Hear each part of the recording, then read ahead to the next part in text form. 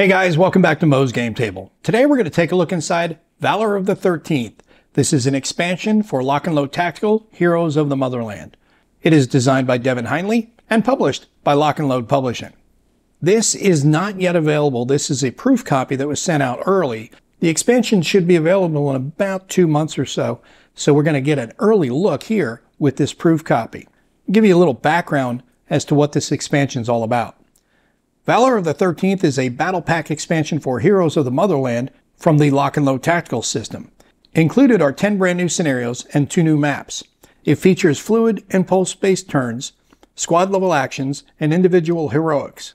The scenarios inside represent the efforts of the Soviet 13th Army to defend the area around Ponyuri during the vital crucial days of July 6th through July 12th of 1943 during the German Operation Citadel, the fight to eliminate the Kursk salient.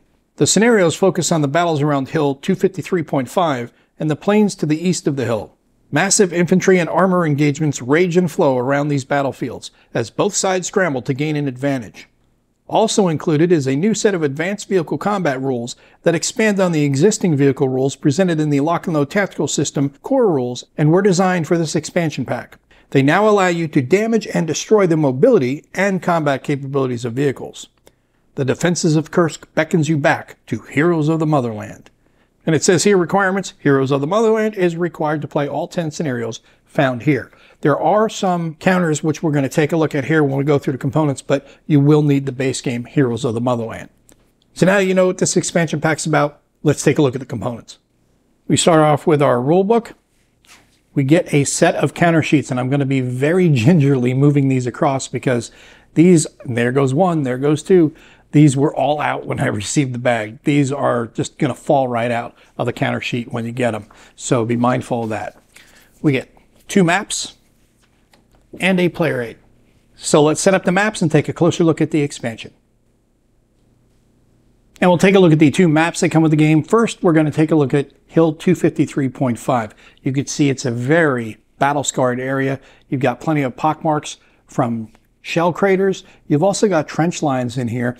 And then up top, there is a trench that does have a camouflage netting on top, but it has no effect on gameplay. It's just there more for eye candy than anything else. But definitely looks like a really challenging map to play on because you've got your definite height differences, and you've got, like I said, plenty of damage in the area, as well as some buildings sprinkled throughout. So it should be a lot of fun playing on this. And the next big map is going to give you the outskirts of Ponyuri, which is going to be important because, remember, Kursk, gigantic tank battle. You need the map space for the tank battles, and this map is going to do that. A lot of open area, too. You do have some terrain that you can use to your advantage, as well as buildings, but you're going to have a lot of open areas to engage at range with your vehicles, which is pretty cool. One thing to note, you will notice that there is some tape down the middle of this. This will not be in the final version. This is only because this is a proof copy that we're getting that. You will not get that in your final published version. Next, we'll take a look at the player aid that comes with the game. This one is going to be concerned specifically with advanced vehicle combat. You have your penetration damage table at the top, then you have your penetration damage results spelled out for you along the bottom. For example, gun barrel destroyed. It says on a turret hit, any vehicle with an ordnance weapon, turreted or not, and other than ATGM, can no longer use it and is marked with a barrel destroyed marker. A subsequent turret destroyed result is treated as a vehicle destroyed result instead, while a second gun barrel destroyed result is treated as a turret destroyed result instead. Hull hits have no effect. Then we have mobility destroyed. The vehicle can no longer move and is marked with a mobility destroyed marker. Passengers can still load and unload. A subsequent mobility damage destroyed result is treated as a vehicle destroyed result instead. Then we have turret destroyed. If the vehicle has a turret, it can no longer use any armament located in it and is marked with a turret destroyed marker. Otherwise, this result is treated as a mobility destroyed result. A subsequent gun barrel destroyed or turret damage destroyed result is treated as a vehicle destroyed result instead. Curious how this is going to work because generally if a turret is destroyed, you have lost crew members, that's for sure, and your vehicle is definitely combat ineffective, not only because it can't use its armament, but you're probably going to have some cook-offs going on in there too. So curious to see what that means. Does it just mean that the turret cannot traverse any longer, the hydraulics are out, the crew cannot manually crank it? What is that all supposed to represent? So I'm curious to see what that is in the rules. but that is the player aid that covers advanced vehicle combat. Next, we'll take a look at the counter sheet that comes with the game. As you can see, most of these are going to be administrative counters for the different damage results that are going to be used in the advanced vehicle combat. Along the bottom, we have some Tiger 1s for the Germans and some T-34s for the Soviets, along with a couple of KV-1s. Like I said, you got to be real careful with this counter sheet because these punch very, very easy. When I got this game in, there was a lot of these counters out of the counter sheet, so I had to put them all back in so that way I can show you, but that is a mark of great die cuts, so it's going to be real easy getting these out of the sheet. Next, we'll take a look at the rulebook that comes with the game. It is a 48-page full-color rulebook. The inside of the front cover, we have the table of contents listing out all of the scenarios as well as the rules and their associated page numbers for easy reference during play. Start off with the introduction, give you a little bit of a background of the expansion, and then you have the printed terrain on the map, which we've already talked about when I said about the craters, and then you have the trenches, and there's also that one piece of netting that's over that you don't have to worry about for anything.